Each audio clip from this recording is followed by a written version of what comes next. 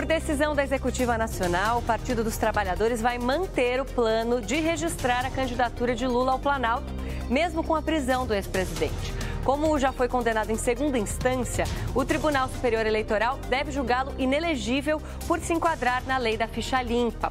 Com ou sem Lula, as opções de voto para as eleições deste ano devem mudar muito. Por isso, os maiores partidos já estudam como se beneficiar com a possível saída do petista da corrida eleitoral. Neste sábado, Marina Silva, da Rede, lançou a pré-candidatura à presidência da República. No discurso, ela falou em economia e em cuidados com o social. Vamos sim equilibrar as contas públicas e vamos sim criar um ecossistema saudável para que os investidores possam se tornar prósperos, mas também possam aumentar sua competitividade. Outros políticos também já lançaram as pré-candidaturas. Jair Bolsonaro, do PSL, Rodrigo Maia, do Democratas, Álvaro Dias, do Podemos, Fernando Collor de Mello, do PTC, Cristóvão Buarque, do PPS, Ciro Gomes, do PDT, Manuela Dávila, do PCdoB e Guilherme Boulos, do PSOL. Henrique Meirelles, do MDB, deixou o ministério para tentar ser pré-candidato e Geraldo Alckmin, do PSDB, saiu do governo de São Paulo para disputar a presidência. Até agora, Lula liderava as pesquisas. Com a prisão do ex-presidente e a possível saída dele da campanha eleitoral, os pré-candidatos já estão de olho nos votos que seriam do petista. E nas ruas, o eleitor também começa a definir o voto. Depois desse acontecimento aí com o Lula, aí, acho que o pessoal que votar no PT não vão votar tanto, né? O eleitor ele tem que olhar quem tem ficha limpa. O correto já começa por aí. Para falar sobre os possíveis desdobramentos da corrida eleitoral, hoje a gente recebe Alberto Rolo, advogado especialista em direito eleitoral, e o cientista político da Universidade de São Paulo, José Álvaro Moisés. Você também pode participar dessa conversa, mande suas perguntas e comentários pelo Facebook e pelo Twitter, usando a hashtag Panorama TV Cultura.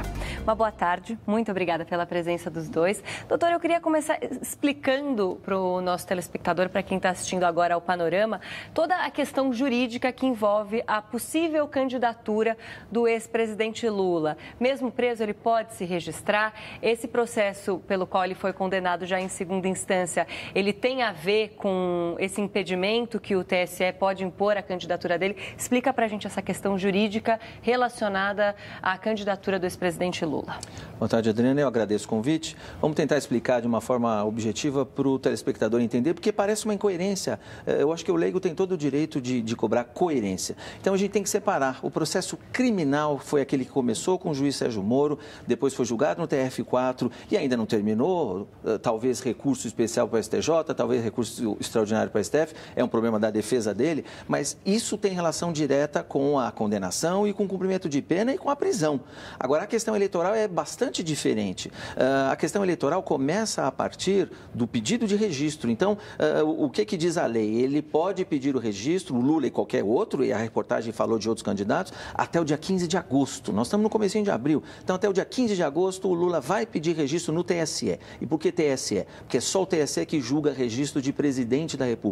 Então já dá para perceber que o TSE não tem nada a ver com o Sérgio Moro, com o TRF4, com a STF. O TSE é órgão máximo da Justiça Eleitoral. E este TSE, que é o único órgão que julga registro de presidente da República, tem até o dia 17 de setembro para decidir se defere ou indefere. Agora, é lógico que o TSE vai fazer esse exame, vai julgar o registro, defere ou indefere, com base na lei da ficha limpa, como um telespectador falou. O que diz a lei da ficha limpa hoje? Que o Lula está inelegível. Então, hoje, porque tem condenação em segunda instância, que é a condenação TF4, o Lula está inelegível.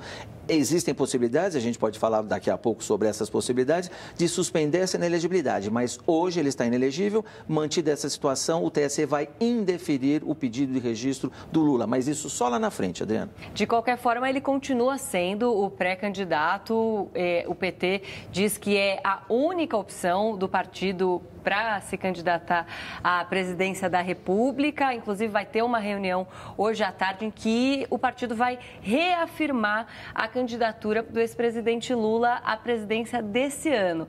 Como é que fica essa situação de um pré-candidato de um partido tão forte quanto o PT estando preso, mesmo sendo o ex-presidente Lula, professor?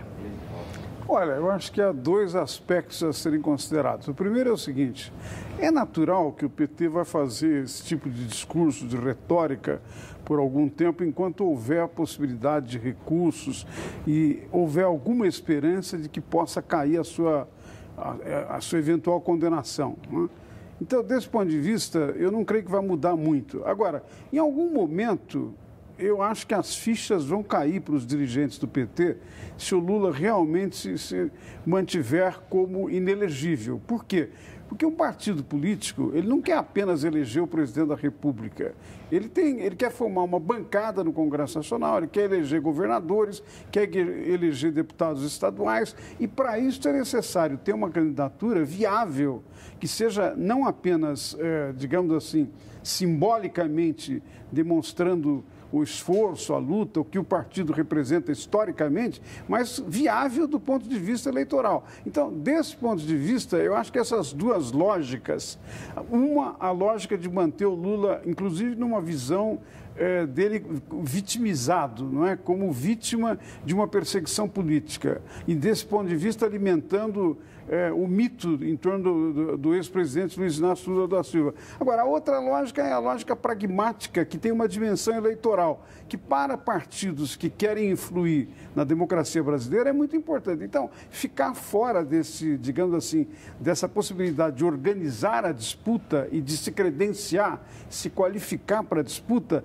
não vai ser uma alternativa muito viável a médio prazo, até chegar nessas datas que foram mencionadas em agosto e em setembro, não é? E só para a gente deixar bem claro, mesmo que recursos façam com que o ex-presidente deixe a prisão, ele continua sendo inelegível pela lei da ficha limpa, né, professor? Exatamente, Adriana, são coisas diferentes. Talvez nos próximos dias a gente vai examinar isso, o julgamento da STF, que de repente mude aquela possibilidade da prisão da segunda instância, mas ele hoje está inelegível, porque ele foi condenado por crimes que estão previstos expressamente na lei da ficha limpa. Então, é questão de aplicar a lei da ficha limpa. E, professor, como você avalia as eleições desse ano, a campanha eleitoral, sem a presença mais ativa do ex-presidente Lula pela primeira vez, né, desde a redemocratização, se não como candidato, como apoiador de um candidato do PT. O senhor acha que essa prisão dele pode aumentar o apoio dos eleitores a um possível candidato que ele indique, ou não? Deve ser o contrário, o PT deve perder força por conta dessa prisão. Olha, é muito difícil fazer essas previsões nesse momento. Agora, é claro que a retirada do Lula da disputa cria um problema, cria um vácuo, digamos assim, na área da esquerda, não é? A esquerda no Brasil, que teve um papel importante com os governos do PT, não é? Independente da avaliação que se faça deste ou daquele governo, dos erros ou dos acertos cometidos, teve um papel historicamente muito importante. Então, a esquerda tem um papel. Agora, em parte, como partidos e líderes da esquerda se meteram em corrupção, isso de alguma maneira queimou o filme. O que significa que agora, não é, se houver esse vácuo representado pela saída do ex-presidente Lula da disputa, os partidos e, eventualmente, os candidatos de esquerda, eu creio que vão ter que se reinventar. Porque, de alguma maneira, tem que fazer, não apenas apresentar o que seria viável do ponto de vista de uma perspectiva de justiça social, de igualdade, mas, ao mesmo tempo, estabelecer um claro compromisso com a democracia brasileira, com o império da lei, e isso significa, de alguma maneira, assumir um compromisso em relação a não mais serem atores da corrupção. É uma coisa muito importante, vai estar o tempo todo no debate desses próximos meses essa questão central. Dá para acrescentar uma informação jurídica importante aí para o telespectador e dentro disso que o professor Zé Alfredo está falando, Adriana. Se houver plano B ou plano C, a data é a mesma, 17 de setembro, que coincide com o último dia que o TSE vai julgar o registro e é o último dia para substituir. Então, se não for o Lula, se for qualquer outro, também isso tem que ficar definido até o dia 17 de setembro. Só para a gente não deixar passar a questão das ADCs, que são as ações declaratórias de constitucionalidade, que devem devem ser julgadas na próxima quarta-feira no STF, pelo ministro Marco Aurélio Mello. Explica pra gente o que é e como que isso pode interferir numa eventual soltura, digamos, do ex-presidente Lula. E também é importante lembrar isso, né? Nós começamos essa última semana na quarta-feira, que ainda não terminou, porque talvez esse assunto seja trazido novamente para ser discutido lá no STF na quarta-feira. Então, qual é a diferença entre o HC do Lula e as ADCs? Isso foi discutido, inclusive o ministro Marco Aurélio reclamou muito da conduta da presidente Carmen Lúcia. O HC do Lula serve só para o Lula, é HC do Lula, o próprio nome fala. Pode até servir como jurisprudência, né, para outros casos, mas serve só para o Lula. As ADCs, como você disse, alienações declaratórias de constitucionalidade, discutem a situação da prisão na segunda instância de forma genérica, de forma geral, para todo mundo. Então, se eventualmente, e aí todo mundo acompanhou o julgamento, a ministra Rosa Weber disse, olha, eu voto assim no caso concreto, mas no caso genérico, que a gente chama de controle de constitucionalidade concentrado, que é o caso das ADCs, neste caso concentrado, de controle concentrado, eu me reservo o direito de mudar de opinião. Então, é possível, isso o telespectador vai acompanhar junto com a gente, Adriana, é possível, se o resultado virar, em vez de 6-5 em favor de permitir a prisão do Lula, virar 6-5 contra a prisão em segunda instância de qualquer um, a diferença é essa, aí o Lula vai ser um dos beneficiários. Se o julgamento for nesse sentido, o Lula vai ser solto e todos os demais na segunda instância. E aí vem aquela impressão que a gente tem conversado muito nesses últimos dias, né, professor? O STF já mudou de opinião algumas vezes sobre a prisão em segunda instância. Tivemos um julgamento na semana passada que foi sobre um caso específico, o HC do ex-presidente Lula, mas que poderia criar uma jurisprudência. E aí, uma semana depois, volta a se falar sobre o mesmo assunto, mas de uma maneira mais genérica, né, a matéria em si, e alguns ministros já sinalizaram que podem mudar de opinião. Como que a opinião pública, a população fica nessa história, né? Apesar de existirem inúmeros argumentos e aqueles votos de, no mínimo, meia hora para justificarem a decisão de cada ministro, qual que é a impressão que fica para o público dessas decisões que, para a gente que acompanha de fora e não é especialista no assunto, enxerga como um vai e vem? Pois é, eu acho que o vai e vem pode indicar uma conduta errática do Supremo Tribunal Federal a respeito desse tema. E isso, evidentemente, não é uma coisa que fortalece a imagem, o papel e digamos assim, a percepção pelo público das funções de uma Corte Constitucional. Veja que é preciso colocar isso num contexto mais amplo, né? Eu lembraria o seguinte, em primeiro lugar, a prisão, o cumprimento de pena e prisão depois de uma decisão em segundo grau, vigorou no Brasil praticamente de 1941 até 2009. Em 2009, na discussão e decisão em torno de um habeas corpus, a Corte mudou de posição. Isso se manteve até 2016. Quer dizer, em 2016...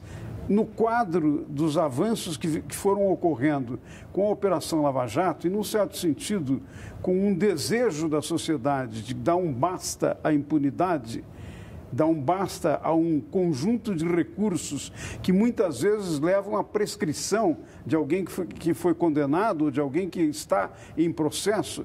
Diante disso, o Supremo mudou de posição. Mudou de posição no sentido de fazer aquilo que, aliás, se você pegar 154 países que fazem parte da Organização das Nações Unidas, não é? 153 tem um processo segundo o qual, em primeira ou em segunda instância, uma vez condenado, o réu já começa a cumprir a sua pena. No caso dos Estados Unidos e da França, é depois da primeira instância. Em alguns outros países, é depois da segunda instância. Então, isso coloca num contexto que essas decisões que vão estar ligadas a, como foi dito, não é, nessa próxima quarta-feira, que prolonga a quarta-feira passada, estas decisões não têm apenas que ver com o caso do Lula e nem apenas que ver com o caso de algumas figuras que estão presas por força dos processos da Lava Jato. Ela tem que ver com uma questão de agilização, eficácia, competência da justiça brasileira, que a justiça não tarde, que a justiça seja ágil em cumprir, do ponto de vista da sociedade, quando existe razão para condenar, cumprir o que a lei estabelece. Eu acho que essa é a grande questão que está em jogo. Evidentemente, tem divisão de posições dentro do Supremo Tribunal Federal, algumas sob o impacto da pressão da opinião pública, outras não têm grande explicação por que eventualmente alguém mudou de posição. Não está inteiramente explicado para a opinião pública. E por essa razão, em relação à pergunta que você fez, é claro que isso tem um respaldo, respinga sobre a imagem da instituição. Uma instituição importante como é esta, de uma corte constitucional, se ela tem um comportamento errático, sinaliza insegurança jurídica. E como que se justificam essas decisões diferentes às quais a gente estava se referindo aqui, professor? Na verdade, a gente tem que lembrar que os 11 ministros do STF são juízes, né? Então, o juiz tem que julgar de acordo com a sua consciência, de acordo com a norma e principalmente de acordo com a Constituição. Então, na verdade, eles estão interpretando o tal artigo 5º, inciso 57. Agora, com certeza, a gente não pode ter impunidade, não pode ter insegurança jurídica. Talvez um caminho fosse, já que a gente está enfrentando todas essas questões, mudar as regras. Então, alterar a Constituição, o próprio juiz Sérgio Moro aqui na Cultura andou falando de emenda constitucional, depois a gente precisa ver se isso é possível ou não por causa das cláusulas pétreas, mas é um debate para ser tido e, eventualmente, mudar esse sistema recursável. Eu também acho que 4 instâncias é um pouco de exagero. Agora, se a regra é essa, como falou o professor Zé Alfredo, se a regra é essa, a gente tem que cumprir a regra. Se a regra a gente não gosta, a gente muda daqui para frente, não no meio do jogo. Então, a sociedade tem que pressionar também o Congresso, e o presidente da Câmara já andou falando isso, pressionar o Congresso Nacional, que vai ser renovado agora, ou pelo menos a eleição, a renovação é outra história, mas a eleição é agora, pressionar o Congresso Nacional para mudar esse estado de coisas. É no Legislativo que a gente tem que mudar isso. Um dos argumentos que usam para insistir na prisão logo depois do julgamento em segunda instância é a questão da análise de provas, né, que é feito pela primeira e pela segunda instância. A partir disso, as provas já não são mais levadas em conta. Só que, por outro lado, há quem diga que as provas usadas para condenar o ex-presidente Lula, elas são um pouco frágeis. E, a partir disso, como que a gente pode fazer uma análise dessa questão, professor? Veja bem, provas, como você mesma disse, são verificadas na primeira e na segunda instância. A segunda instância é um colegiado, não é um juiz único. Não é? E esse colegiado, num certo sentido, faz esse trabalho, faz esse esforço de verificar as provas. Eu não acredito, francamente falando, que exista uma grande conspiração que une o juiz Sérgio Moro, mais o grupo de Porto Alegre, mais os juízes do Superior Tribunal de Justiça, estejam todos num mesmo complô para retirar o ex-presidente Lula da disputa eleitoral. Acho que não é disso que se trata. Nós tivemos um processo conforme as regras da Constituição brasileira e do funcionamento da justiça brasileira. Nós tivemos um processo que passou pelas diferentes instâncias e pelas diferentes cortes. O que significa que, desse ponto de vista, provas já foram verificadas. O que pode ocorrer num eventual recurso ao Superior Tribunal de Justiça, ou mesmo um recurso extraordinário para o Supremo Tribunal Federal, caso tenha havido, do ponto de vista dos procedimentos, algum erro ou alguma coisa feita, digamos assim, fora do que se estabelece propriamente os procedimentos jurídicos. Neste caso, a defesa poderia até ter ganho. Mas se não houver isto, nem o Superior Tribunal de Justiça, nem o Supremo vão voltar para examinar provas. Não é isso que está em questão. Embora, é claro, a defesa sempre vá apresentar esses argumentos como uma maneira de manter a sua retórica, né? Vou fazer uma interrupção aqui na nossa conversa. Vamos para um rápido intervalo e voltamos já.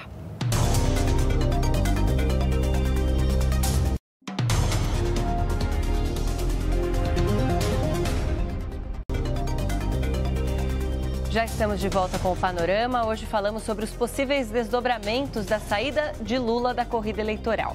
Hoje a gente recebe o advogado Alberto Rolo, especialista em direito eleitoral, e o cientista político José Álvaro Moisés, da USP. Continue participando da nossa conversa pelas redes sociais, pelo Facebook e pelo Twitter, usando a hashtag Panorama TV Cultura. E a população? Que Quem ela acha que sairia ganhando com a saída de Lula da corrida eleitoral? Com o presidente Lula, com a possibilidade dele ficar fora da corrida eleitoral, quem que você acha que pode receber, ou seja, herdar os votos que eram do Lula? O eleitorado, quem ia votar nele, você acha que vai votar em quem? Na minha preferência, eu não sei responder, porque eu acho que não tem ninguém. Eu acho que o Bolsonaro está em alta.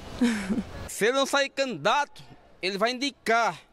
Meu voto é para Lula, ou quem ele indicar. Eu acredito que Ciro Gomes, que é o candidato mais próximo da esquerda, mas também há outros nomes como a Manuela Dávila e o Boulos, que são candidatos também de esquerda que são do campo do Lula. Bom, várias questões levantadas aí. A falta de confiança das pessoas na classe política, ou seja, não tenho nenhum candidato. A confiança ainda em um possível indicado do ex-presidente Lula e essa divisão de votos entre a esquerda. Esse ano a gente vai ter, tudo indica que a gente vai ter muitos candidatos, né? O que representa essa esquerda um pouco mais dividida, professor? Pois é, eu acho que, num certo sentido, uma parte da esquerda, pressentindo esse vácuo que começou a ocorrer, não é, lançou vários candidatos, quer dizer, usualmente, em outras campanhas, não é, parte da esquerda estava unificada junto com o PT. Era uma frente popular, uma união popular, etc., defendendo uma mesma candidatura. Agora, as pessoas vão tender, a exemplo do que ocorreu nas eleições de 1989, quando nós tivemos mais de 20 candidatos, tem um número muito grande, tem uma dispersão, num certo sentido. Isso é algo difícil de fazer previsão, mas eu acho que o telespectador pode levar em conta o seguinte: por um lado, se você dispersa muito, você divide os votos. Isso não favorece uma escolha, uma opção. Agora, ao mesmo tempo, como existe um vácuo, vários nomes querem, de alguma maneira, se qualificar para ocupar o vácuo que eventualmente será deixado pelo ex-presidente Lula. Ora, para fazer isso, eles precisam se apresentar, o que por vezes tem essa contradição entre uma tentativa de definir uma nova identidade, um novo nome, uma personalidade política, mas ao mesmo tempo, não é? Ao se colocar num panorama que é dispersivo, reparte votos e não concentra. Agora, eu acho que tem uma outra questão que está em jogo nisso, é que até agora nós estamos apenas em grandes especulações. A campanha no Brasil começa realmente quando tem debate, como de alguma maneira os telespectadores, as pessoas são informadas de quais são os projetos que estão em jogo.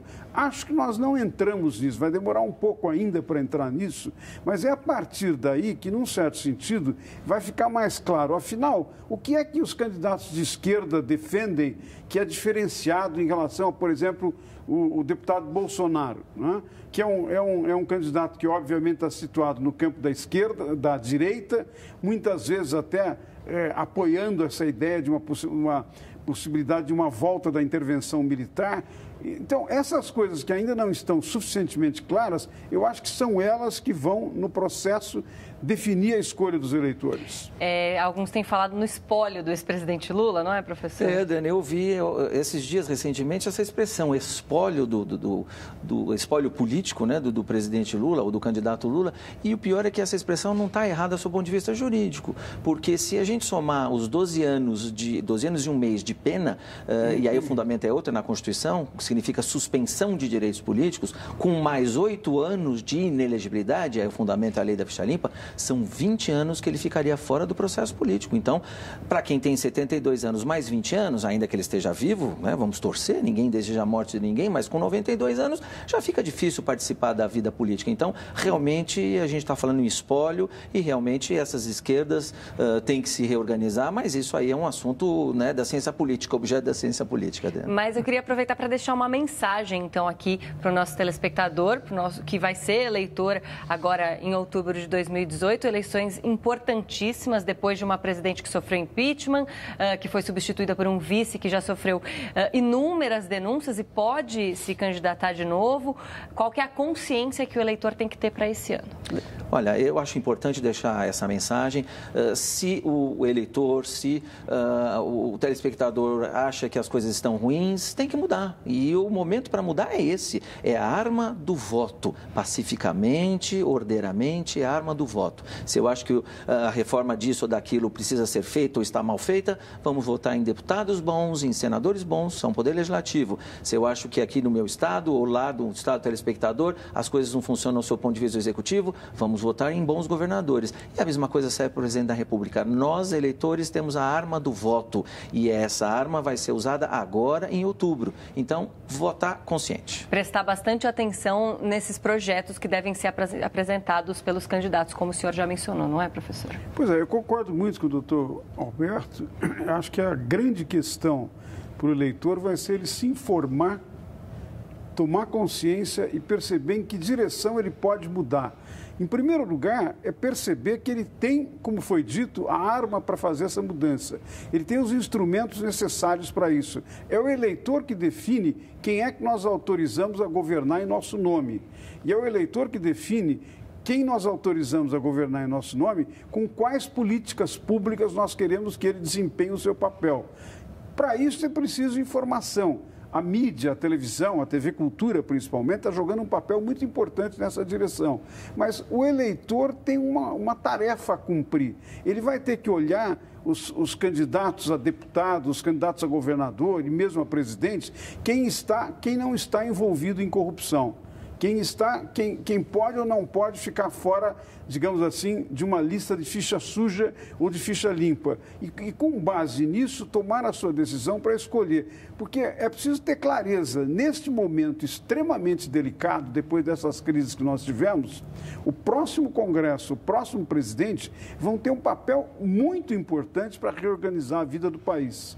Eventualmente recuperar a economia, eventualmente aumentar a renda dos brasileiros, eventualmente aumentar o emprego. Veja que são questões muito importantes que estão nas mãos, de certa maneira, do eleitor. E a gente tem que ter consciência disso. Eu agradeço muito a presença dos dois aqui hoje. Até uma próxima oportunidade. A gente fica por aqui. Inscreva-se em nosso canal no YouTube. Lá estão todos os nossos programas anteriores. youtube.com/jornalismo TV Cultura. A gente volta amanhã com um outro assunto. Um panorama sobre crimes digitais e falta de privacidade nas redes sociais. Uma ótima tarde para você. Até lá.